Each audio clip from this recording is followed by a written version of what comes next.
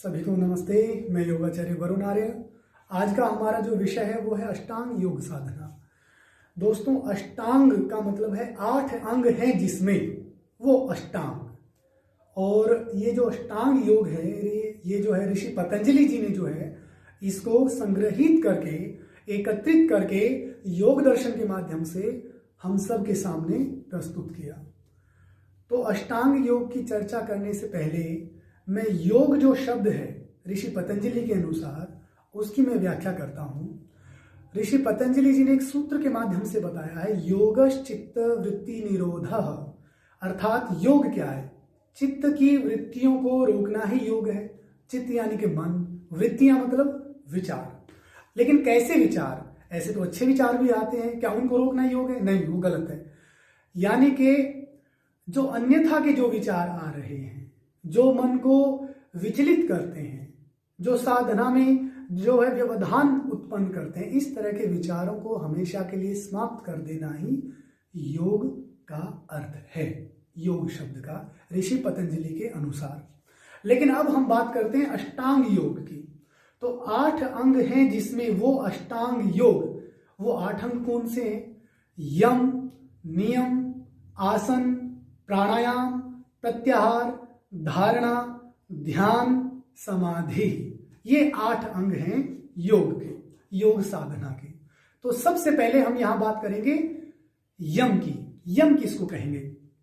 तो जो यम की बात अगर हम करते हैं तो यम का जो अर्थ है वो ये है कि जिसके अनुष्ठान से हमारी जो इंद्रियां हैं और जो मन है वो हिंसादि कर्मों से दूर हो जाए, आत्म केंद्रित हो, और जो व्यवहार हमें पसंद नहीं है अपने लिए वही दूसरों के साथ ना करें, इसको हम यम कहते हैं। लेकिन दोस्तों, यम के जो है 5 भेद हैं। यम के 5 भेद कौन से हैं? 5 पार्ट हैं यम के, वो कौन से हैं? अहिंसा, सत्य, अस्तेय, ब्रह्मचर्य और अपरिग्रह। तो सबसे पहले हम बात करते हैं अहिंसा की। अहिंसा, यहां अहिंसा से क्या तात्पर्य है? देखो, हमारा जो योग है वो कितना डीपली है। हम अहिंसा की बात करते हैं मन से, वचन से और कर्म से। यानी कि हमें मन से भी ये ना सोचना कि भाई इस व्यक्ति का नुकसान हो, या इस व्यक्ति को कि मैं पिटाई करूं, इस व्यक्ति की मैं ताड़ना करूं, या इस जीव की कोई पशु है, किसी भी जीव मात्र की बात हम यहां पर कर रहे हैं। तो जीव मात्र के प्रति मन से, वचन से और कर्म से, तीनों से ही अहिंसा का भाव रखना ही अहिंसा कहलाता है। अहिंसा। उसके बाद आती है बात सत्य। सत्य हम किसको कहेंगे? तो एक तो सत्य की जो बात है वो ये है, हमेशा सत्य वचन में अपने आप को स्थापित करना, उसमें स्थापित रहना।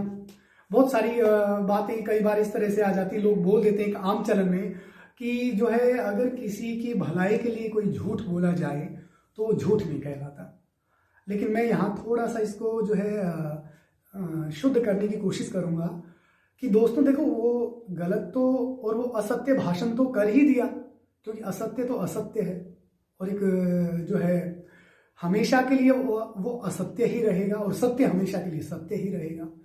लेकिन वो हमारे भावों की बात है, वो हमारे अपने ऊपर की बात है कि हम उस बात को जो है किसी की भलाई के लिए हम उसको सत्य ना कह करके हम असत्य का भाषण कर देते हैं। लेकिन हमेशा अपने विचारों में सत्यता होनी, विचारों में, और उसी सत्य में अपने आप को स्थापित रखना। यानी कि हमें जो भी भाषण करना है वो सत्य ही भाषण करना है। जैसा देखा है, सुना है, जो समझा है, उसको उसी तरह से अपने आप को जो है सामने वाले के सामने प्रस्तुत कर देना, ये सत्य कहलाता है। तो हमेशा सत्य में स्थापित रहना ही सत्य कहलाता है। अहिंसा, सत्य, अस्तेय। अस्तेय का मतलब है कि मन से और अपने विचारों से और अपने कर्मों से चोरी की इच्छा ना रखना। अब अगर मैं ये सोच लूं भाई उसके पास ये जो है ना, ये बहुत अच्छी गाड़ी है, या ये बहुत अच्छा मोबाइल है, इसको मैं चुरा लूं, या तो मुझे ये वैसे प्राप्त हो जाए अपने आप बिना मेहनत किए हुए, या अगर वो उस तरह से प्राप्त नहीं होता है तो मैं इसकी चोरी करूं।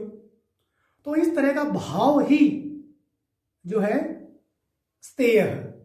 और अस्तेय का मतलब हो गया चोरी का भाव ना रखना, यानी कि मन से, वचन से और कर्मों से चोरी का भाव ना रखना, वो हो गया अस्तेय। और चोरी का भाव रखना या लाना वो हो गया स्तेय। स्तेय और अस्तेय। तो हमें हमेशा अस्तेय में अपने आप को स्थापित रखना है। मन से, वचन से और कर्म से किसी भी अन्य वस्तु के प्रति चोरी की इच्छा या उस तरह का उसको जो है प्राप्त करने का भाव, इस तरह से चोरी वाली भावना से हमें नहीं लेकर के आना है। इसको हम कहेंगे अस्तेय। अब हो गया अहिंसा, सत्य, अस्तेय, ब्रह्मचर्य। ब्रह्मचर्य का यहाँ क्या मतलब है? हम बात कर रहे हैं यम की, यम के 5 भेदों की हम बात कर रहे हैं, यम के जो 5 पार्ट हैं उनकी हम बात कर रहे हैं। अहिंसा, सत्य, अस्तेय, ब्रह्मचर्य। तो ब्रह्मचर्य का क्या मतलब है? बहुत सारे लोग इस बात को इसमें में लेते हैं कि भाई जिस व्यक्ति ने शादी ना की है, नहीं की है, वो जो है ब्रह्मचर्य है, वो ब्रह्मचर्य का व्रत का जो है पालन कर रहा है, या वो ब्रह्मचारी उसको हम कहेंगे। नहीं, ये गलत है। ब्रह्मम चरति इति ब्रह्मचारी, यानी कि जो हमेशा ईश्वर में रमण करता है, परमात्मा में जो हमेशा रमण करता है, उसको हम सामान्य आमतौर पे जो व्याख्या वाली जो बात है उसको हम ब्रह्मचारी बोलते हैं। लेकिन हम यहाँ पर बात कर रहे हैं ब्रह्मचर्य की। तो ब्रह्मचर्य का मतलब हो गया अपनी इंद्रियों को और अपने मन को अपने वश में रखना, अपने वशीभूत रखना, वो ब्रह्मचर्य कहलाता है। अब जैसे एग्जाम्पल में दूं, हमें सपोज करो स्वीट खाने से कोई प्रॉब्लम है, मीठा खाने से अगर हमें शुगर है और कहीं से हम गुजर रहे हैं, वहां कोई मिठाई की दुकान हमने देख ली और मन कर गया भाई ये मिठाई खाने का मन कर रहा है, और अपने आप से जो है नहीं रुका गया, हम वहां पहुंचे, भाई दुकानदार हमें ये मिठाई दे दो, वो मिठाई ली हमने और उसको खा लिया। तो वो जो रुकना कि हम नहीं रुके, वही ब्रह्मचर्य का पालन नहीं है। और वहां हमने अपने आप को रोका, अपनी इंद्रियों को रोका, नहीं ये गलत है मेरे लिए, नहीं ये चीज गलत है, ये मुझे नहीं करनी है, ये मुझे नहीं खानी है। तो यानी कि क्या किया हमने? अपनी इंद्रियों को अपने वश में रखा। कई बार हो जाता है, अरे नहीं मन ने ऐसा किया, तो चलो मन ने सोचा चल आज कुछ जो है फ्राइड कुछ खा ले, और ऊपर से बीमारी है ऑलरेडी हमें, लेकिन अरे नहीं यार मन ने ऐसा कहा या मन में ऐसा आया, चल ये ले लेते हैं। तो इसका मतलब तो हमारा मन भी हमारे वश में नहीं है। तो मन को और अपनी इंद्रियों को अपने वश में रखना ही ब्रह्मचर्य है। अब अंतिम जो है यम का जो पार्ट है वो है अपरिग्रह।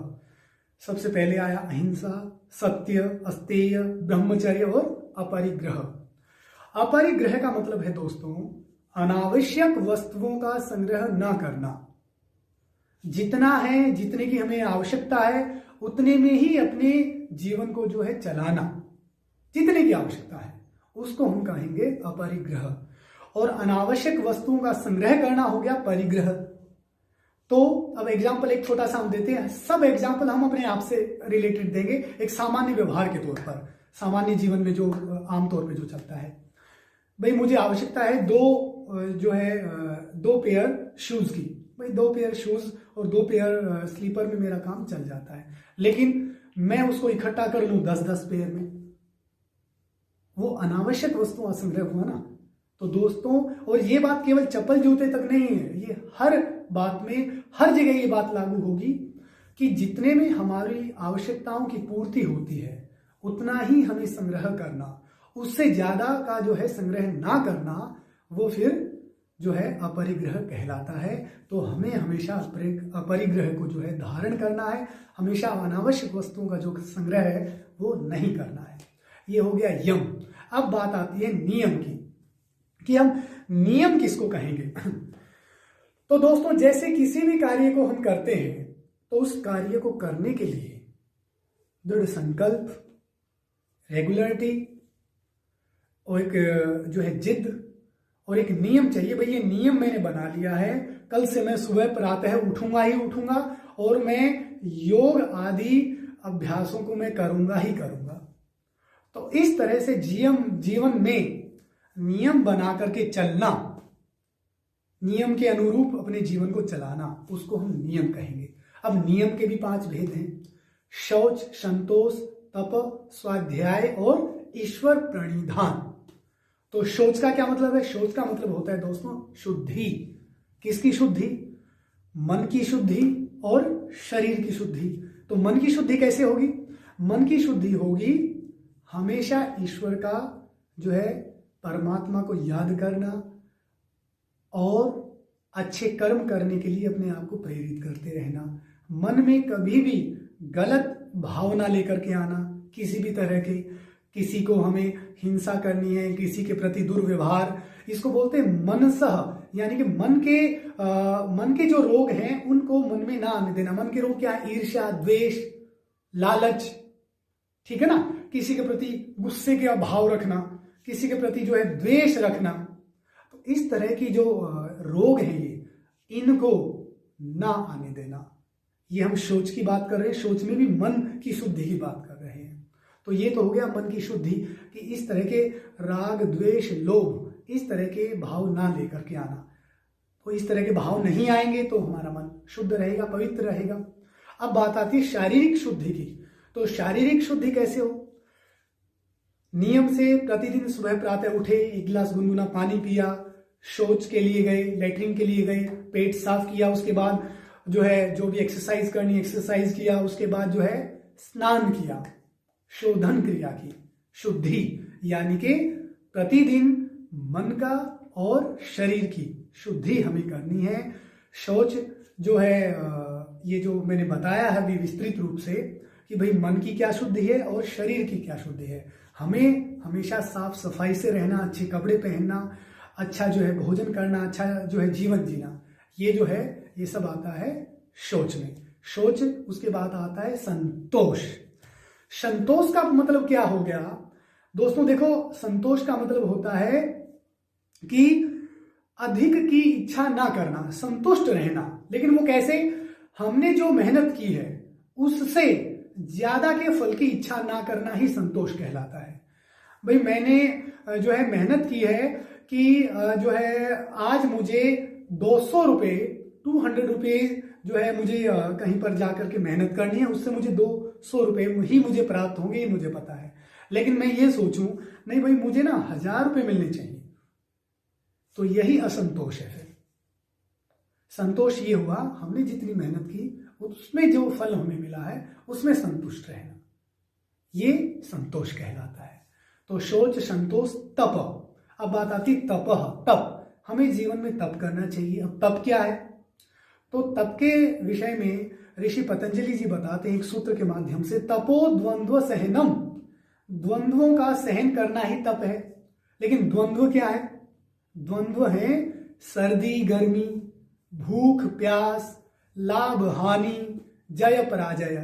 तो इन सब द्वंद्वों को सहन करना ही तप कहलाता है। अब एक बड़े सिंपल सी जो है बात हम करते हैं, जैसे तप की हम बात करें। सपोज करो हम कहीं गए हुए किसी कार्यक्रम में हम हैं और गर्मियों का मौसम है और वहां संयोगवश एसी नहीं है या पंखा नहीं है या लाइट चली गई। एसी पंखा है लेकिन लाइट चली गई, तो एसी अब चल नहीं रहा। तो दोस्तों ऐसे जो है माहौल में अपने आप को जो है ये दिखाना है, हमें अपने आप से दिखाना है, किसी दूसरे को नहीं दिखाना है। सहन शक्ति हमें रखनी है वहां पर कि भाई फैन नहीं चल रहा है, पंखा नहीं चल रहा है, एसी नहीं चल रहा है, तो इसका मतलब ये नहीं कि हमसे रहा नहीं जा रहा। अरे हाय एसी चाहिए, हाय पंखा चाहिए, हवा नहीं आ रही, गर्मी लग रही है, ओहो बहुत ज्यादा गर्मी लग रही है, बहुत ज्यादा प्यास लग रही है। एक ये एग्जाम्पल हो गया। दूसरा, भूख लगी हुई है लेकिन अभी समय है खाना बनने में, तो ये नहीं कि हाय तोबा मचा दो, नहीं नहीं अभी लेके आओ, इसी वक्त लेके आओ, नहीं। थोड़ा सा सहन शक्ति जो है जरूर रखनी चाहिए, वो दिखानी चाहिए। तो इस तरह के जो द्वंद्व हैं, कई बार क्या होता है हमने कोई काम किया लेकिन हमें उसमें लाभ नहीं मिला, हमें नुकसान हो गया, तो वहां पर इतना ज्यादा शोकाकुल ना होना कि पता नहीं हमारा क्या सब कुछ चला गया। नहीं, उसमें भी बैलेंस बनाना है, उसमें भी जो है सहन करना है। तो लाभ हानि, जय पराजय। जय, अगर हम किसी काम को लेकर के हम विजय हुए हैं उसमें भी हमें जो है सहन करना है। किसी काम को लेकर के अगर हम पराजित हुए हैं तो उसमें भी सहन शक्ति दिखानी है हमें। तो इन सब प्रकार के द्वंद्वों को सहन करना ही दोस्तों तप कहलाता है। तो शौच, संतोष, तप, स्वाध्याय। स्वाध्याय की यहाँ पर अगर हम बात करते हैं तो स्वाध्याय में आता है स्व अध्ययन, अपना अध्ययन, अपने आप का निरीक्षण करना, अपने आप को देखना। वो कैसे देखा जाएगा? वो आत्मनिरीक्षण से देखा जाएगा। शांत बैठिएगा, एकांत भाव में, एकांत में अपने आप को बैठिएगा, मन को शांत रखिएगा और विचार कीजिएगा अपने आप पर। आज हमने क्या किया, कितना सही काम किए, कितने गलत काम किए। इस तरह से अपने आप का निरीक्षण करना। और वेद आदि जो शास्त्र हैं, जो हमें हमेशा मोक्ष की जो है बात करते हैं, हमारे शास्त्र समाधि की बात करते हैं, उन सब जो भी अच्छे ग्रंथ हैं, जो अच्छी जीवनियां हैं, उन सब का अध्ययन करना ही स्वाध्याय जो है कहलाता है। अब बात आती है अंतिम जो है हमारा नियम जो है ईश्वर प्रणिधान। ईश्वर प्रणिधान का मतलब है शरीर, वाणी, बुद्धि से जितने भी कर्म किए जाएं और प्रत्येक छोटी से छोटी क्रिया को परम पिता परमात्मा में अर्पण करते हुए जीवन को जीना। ये भाव ना आने देना कि भाई ये मैंने किया है। उससे क्या होगा? फिर वो अहम आएगा। अहम से क्या होगा? फिर वो मानसिक रोग प्राप्त हो जाएंगे। तो जितना भी हम अच्छे जो कर्म करते हैं, यह अच्छे कर्मों की बात है। ये नहीं कि बुरे कर्म कर रहे हैं, ईश्वर को अर्पित करके हमने तो किए हैं, नहीं। हमेशा ईश्वर का ध्यान करना, ईश्वर की साधना करना और अच्छे कर्मों को हमेशा परम पिता परमात्मा के प्रति समर्पित करते हुए जीवन को जीना, इसको हम कहेंगे ईश्वर प्रणिधान। तो दोस्तों, अभी हमने बात की है यम और नियम की। यम के 5 भेद बताए हैं और नियम के भी 5 भेद हमने बताए हैं। और इस तरह से आज अष्टांग योग का हमारा विषय चल रहा है, तो इसको 4 भागों में हम डिवाइड करके बताएंगे। तो इस भाग में हमने बताया है यम और नियम। अब अगला जो हमारा भाग है उसमें हम बताएंगे आसन और प्राणायाम। नमस्ते।